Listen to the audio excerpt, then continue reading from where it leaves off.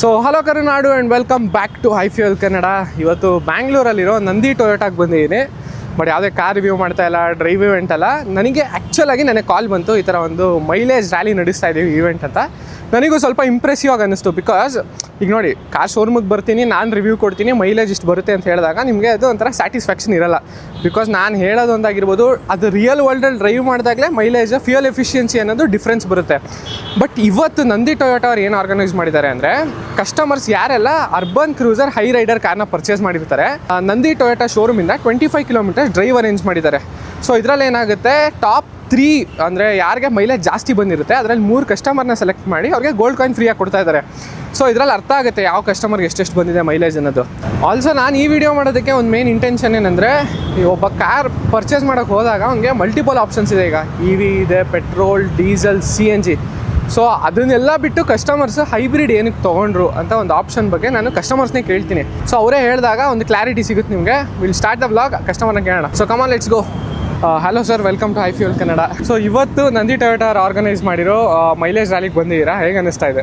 Exciting, it's a good initiative. ಈಗ usually most of them mileage prefer ಮಾಡ್ತಾರೆ ಗಾಡೀಲಿ. Okay sir, ಈಗ ನೀವು ಪರ್ಚೇಸ್ ಮಾಡ್ಬೇಕಾದ್ರೆ ಏನೆಲ್ಲ ಫ್ಯಾಕ್ಟರ್ಸ್ನ ಕನ್ಸಿಡರ್ ಮಾಡಿದ್ರಿ? Started researching on EV car ಬಗ್ಗೆ. ನನ್ನ usage usually long drives, 20% city. So electric ಅಷ್ಟು ರಿಲಯಬಲ್ ಅಂತ ಅನ್ಸಿಲ್ಲ. ಅಷ್ಟೊತ್ತಿಗೆ ಟೊಯೋಟಾದವರು ಹೈಬ್ರಿಡ್ ಲಾಂಚ್ ಮಾಡಿದ್ರು. ಸೊ ಈಗ ಮೈಲೇಜ್ ವಿಚಾರಕ್ಕೆ ಬರ್ತೀನಿ. ಫ್ಯೂಯಲ್ ಎಫಿಷಿಯನ್ಸಿ, ಸೊ ಹೈವೇಸ್ ಆಗಿರ್ಬೋದು, ಸಿಟೀಸಲ್ಲಿ ನಿಮ್ಗೆ ಎಷ್ಟು ಬರ್ತಾ ಇದೆ? ಸಿಟಿಯಲ್ಲಿ 17 to 18 ಬರುತ್ತೆ ವಿತ್ AC. ಹೈವೇ ಅಲ್ಲಿ 23.5 ವರೆಗೂ ಬಂದಿದೆ. ಸೊ ನೀವು ಈ ಕಾರ್ನ ರೆಕಮೆಂಡ್ ಮಾಡ್ತೀರಾ ಬೇರೆಯವ್ರಿಗೆ ಈ ಬಜೆಟಲ್ಲಿ? 100%. ಈ ಕಾರ್ ಬಂದು ತಗೊಂಡಿದ್ದು ಫೆಬ್ರವರಿ 2024 ಅಲ್ಲಿ. ಆಲ್ಮೋಸ್ಟ್ 1 year to 2 months ಆಯಿತು. ಫ್ಯೂಯಲ್ ಎಫಿಷಿಯನ್ಸಿ ಅಂತ ಬಂದರೆ ಸಿಟಿಲಿ ಎಷ್ಟು ಬರ್ತಾ ಇದೆ with AC? With AC almost 18 ಬರ್ತಾ ಇದೆ. ಹೈವೇಸ್ ಅಲ್ಲಿ 20.5 ತನಕ ಹೋಗ್ತಾ ಇದೆ. But I think Toyota the way how the service, they have the 60 minutes service as well. ನೀವು ಕಾರ್ ಬಿಟ್ಟಾಗ 60 ಮಿನಿಟ್ಸಲ್ಲಿ ನಿಮಗೆ ಸರ್ವಿಸ್ ಆಗ್ತಾ ಇದೆ? ಹೌದು.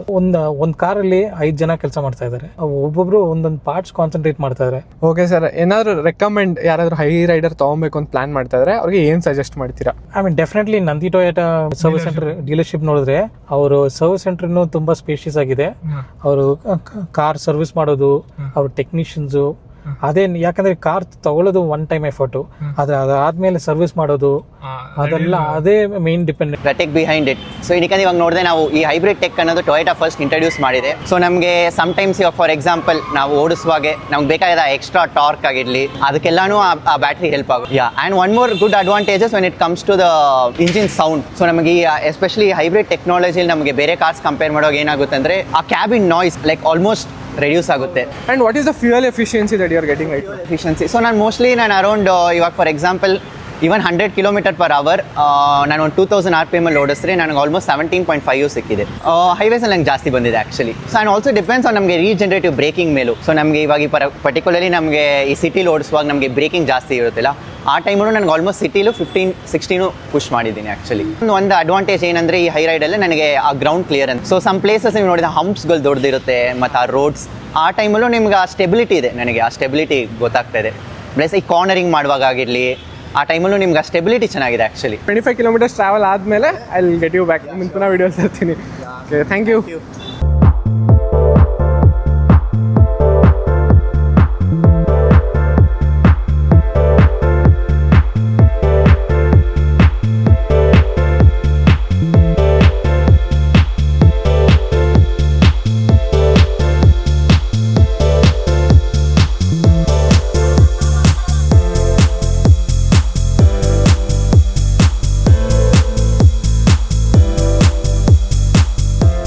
ಸೊ ಫೈನಲಿ ಈಗ ಶೋರೂಮಿಂದ 25 ಕಿಲೋಮೀಟರ್ಸ್ ದೂರ ಇರೋ ಎಂಪೈರ್ ರೆಸ್ಟೋರೆಂಟ್, ಇದು ಹತ್ತಿರ ಅಂದರೆ ಕೋಲಾರ ಅನ್ಕೊಬೋದು. ಸೊ ಈಗ ಎಲ್ಲ ಕಾರ್ಸ್ ಬಂದು ಲೈನಪ್ ಆಗುತ್ತೆ. ಅದರಲ್ಲಿ ಒಂದೊಂದು ಕಾರ್ದು ರೆಕಾರ್ಡ್ ಮಾಡ್ತಾರೆ ಫ್ಯೂಯಲ್ ಎಫಿಷಿಯನ್ಸಿ ಎಷ್ಟು ಬಂದಿದೆ ಅಂತ.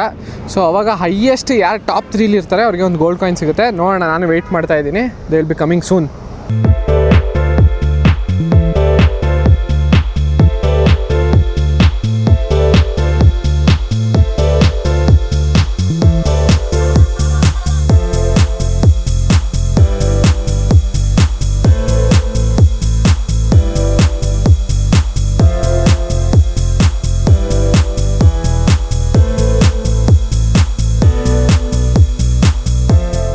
K03 NV 3848 the third price station. Yeah, thank you.